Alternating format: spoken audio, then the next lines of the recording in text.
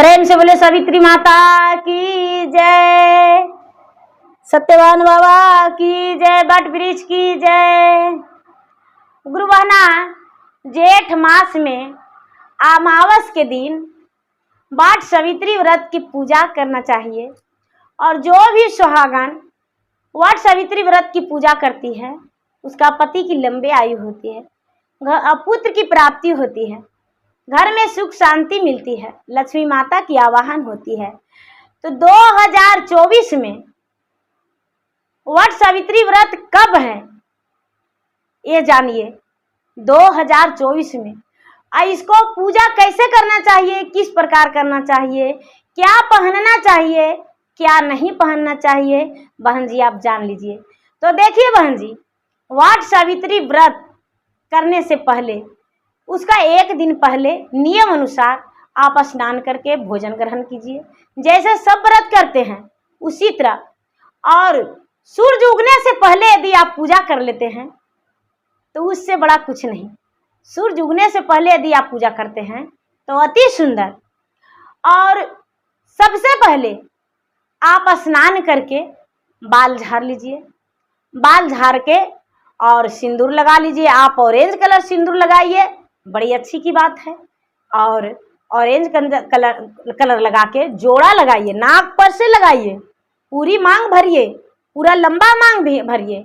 ये नहीं कि थोड़ा सा ऐसे लगा लिए, तो वैसे नहीं। लीलार में बिंदी लगाइए, मांग में मांग टीका जरूर पहनिए, कान में सोने का गहना है। तो दीदी आपके यदि वट वृक्ष दूर पड़ता है तो आप पर्स में करके रख लीजिए और वहीं पर जाके पहन लीजिए। यदि नज़दीक है आपके पास तो घर से 16 श्रृंगार सज के जाइए।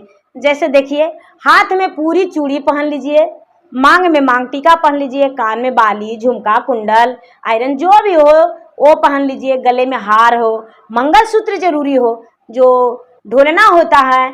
जैसे मैं ढोलना पहनी हूँ, मंगलसूत्र तो अभी नहीं पहनी हूँ, मैं पहनती हूँ, गर्मी का मौसम में थोड़ा सा लग जाता है इसलिए नहीं पहनी हूँ। तो मंगलसूत्र जरूरी होना चाहिए सुहागने का। पाँव में पायल और बिछुआ जरूरी होना चाहिए। पाँव में बिछुआ और पायल, महवर जरूर लगाइए, क्योंकि ये सब जो है सुहागन का श्रृंगार है। श्रृंगार जो है, श्रृंगार जरूरी करना चाहिए। दीदी यदि आप नए वस्त्र पहनते हैं तो भी अच्छा है। आपके पास नए वस्त्र नहीं है दीदी, सब जो है एक नहीं हो जाते हैं। दुख नहीं मानिए कि मेरे पास है और बोलते हैं नहीं है, सबके पास नहीं रह पाता है।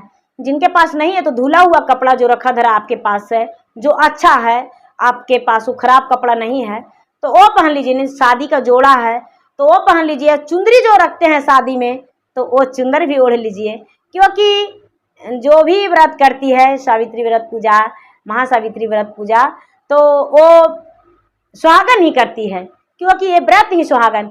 और सुहागन जो करती है अपने पति के लंबे आयु के लिए कामना करती है।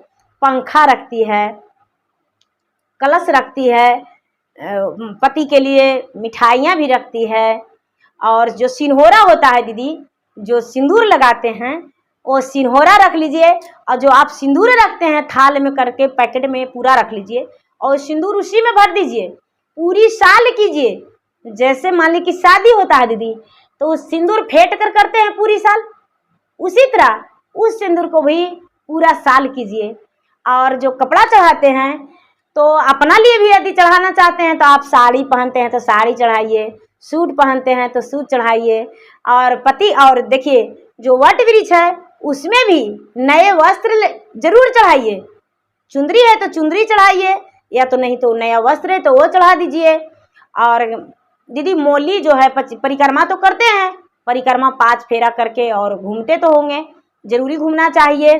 जो दीपक जलाते हैं दीदी, तो दीपक मिट्टी का हो या पीतल का हो। ऐसे तो मिट्टी का रखते हैं तो वहीं पर जलते रह जाता है, पीतल का है तो इंतजार करना पड़ता है कि बुझेगा तब ले जाएंगे। ऐसे मिट्टी का दीपक रहता है तो अच्छा रहता है। उसमें धागे का बत्ती दीजिए और उसमें तिल का तेल दे दीजिए।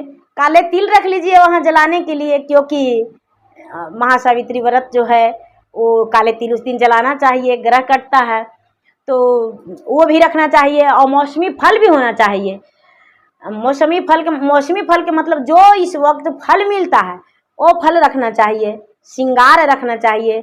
देखिए दीदी, श्रृंगार जो है आप अपने लिए श्रृंगार रखेंगे, चूड़ी रखेंगे, माथे में लगाने के लिए बैक पिन रख लीजिए, क्लिप रख लीजिए, और आलता महवर जो कहते हैं, बिंदी कहते हैं, ये सब रख लीजिए। नए जैसे आपके पास गहने हैं तो पायल हो गया, बिछुआ हो गया, कंगन हो गया, यदि नए हैं आपके पास तो वो रख लीजिए। यदि नहीं कुछ नहीं तो बिछुआ रख लीजिए और बिछुआ वहाँ पर चढ़ा दीजिए, क्योंकि सुहागन के लिए बिछुआ बड़ी महत्व मानी जाती है, तो वो ज़रूरी होना चाहिए। और जो श्रृंगार है, श्रृंगार भी रख लीजिए। पंखा रख लीजिए। पंखा देखिए दीदी, बांस के पंखा हो सकता है ना ही मिल सके तो आप घर में ऊट का भी पंखा बना सकते हैं, पेपर का भी बना सकते हैं, या तो मतलब आपके सुविधा के अनुसार किसी तरह से भी आप पंखा बना के और अपने बट वृक्ष बाबा जो हैं उनको हौक सकते हैं, और उसके बाद अपना पति को हौक दीजिए, झेल दीजिए। और जो वहाँ पर आप फल चढ़ाते हैं वो फल अपना घर में ला के प्रसादी के रूप में पति को दीजिए। मिठाई जो है, मिठाई अपना पति को दीजिए। और जो चना है, चना जो जानते हैं दीदी, जो अकुरा के रखा जाता है, वो तो ज़रूरी नियम अनुसार। जौ है, जौ जो है, जौ ब्राह्मण को दान किया जाता है। जो श्रृंगार दान करते हैं तो श्रृंगार भी दान जरूरी करना चाहिए, और जौ भी जरूरी दान करना चाहिए। और जो कलश है तो कलश में मोली जरूर बांधना चाहिए, क्योंकि और उसमें स्वास्तिक बना दीजिए, उसमें जल भर दीजिए, और उसमें अक्षत, पुष्प, रोड़ी और पैसा, सुपारी उसमें डाल दीजिए कलश में, तभी कलश वो बनेगा। कलश ये नहीं कि खाली जल भर दिए और कलश हो गया। और दीदी ये तो बताना भूल ही गए, 2024 में 6 जून गुरुवार, दीदी 6 जून गुरुवार को वहाँ सावित्री व्रत पूजा है, वट वृक्ष का पूजा है। और वट वृक्ष पूजा में हाथ में पुष्प अक्षत लेकर दीदी भगवान के ध्यान कीजिए, और ध्यान करके अपने पति के लंबे आयु के लिए कामना कीजिए, भगवान से प्रार्थना कीजिए कि हे भगवान मेरे पति का लंबा आयु दीजिए, मेरा सुहाग का लंबा आयु हो, मैं सुहागिन रहूं, पुत्रवती रहूं। भगवान से प्रार्थना कीजिए, क्योंकि भगवान जो हैं सब पे अपना दया बरसाते हैं, कृपा करते हैं, और भगवान सबको सदा सुहागिन रखते हैं। और दीदी पूजा पाठ आपको संपन्न हो जाती है तो आप जो जल गिराते हैं, आचमन करते हैं, आचमन से पहले आप कथा जरूर सुनिए। सावित्री और सत्यवान का जो कथा होती है, कथा सुन लीजिए, या तो सुना दीजिए। आप यदि सुनाते हैं तो और अति फलदायक है, या तो बैठकर सुनते हैं तो भी फल है। किसी कोई ब्राह्मण के मुख से सुनते हैं, या तो किसी भी वहाँ पर हैं कोई भी लोग हैं, तो स्त्री हो या पुरुष हो, कोई भी आपको सुना देते हैं तो अच्छी बात है।